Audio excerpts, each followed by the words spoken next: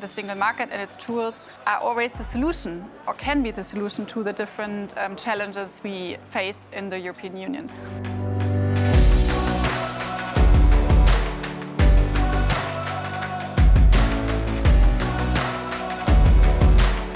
Instead of 50,000 different national norms and standards, instead of big customs declarations, European companies can just sell their products all over Europe. And we as consumers, we profit from more choice, but also from lower prices, next to the fact that, of course, we also can move freely, work, study, live everywhere in the European Union. At the moment, we have this overall challenge that is the war in Ukraine, high energy prices, inflation that are having a lot of impact on businesses and consumers in the European Union. We saw that, especially during the pandemic, the last big crisis before the war, supply chains were interrupted and borders were closed again because of the virus that doesn't really stop at the border. So the internal market always basically, I think, needs to react to those crises, needs to evolve. And at the end, I would say the single market and its tools are always the solution, or can be the solution to the different challenges we face in the European Union.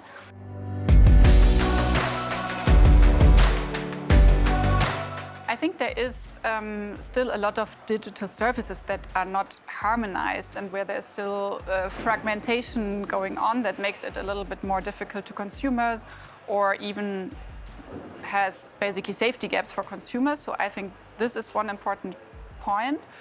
I think the second issue is that we need to use digitalization much more better for the green transition, but also make sure that with digitalization we don't accelerate climate change. For example, using green energy in the data centers and so on is a very important tool. And then thirdly, I think we need to really start very fast now with the DSA and the DMA implementation. We see with the takeover of Twitter by Elon Musk and all the mess it created, that starting to implement the DSA very fast and then also see where might be potential gaps and then continue to improve it in the future is important.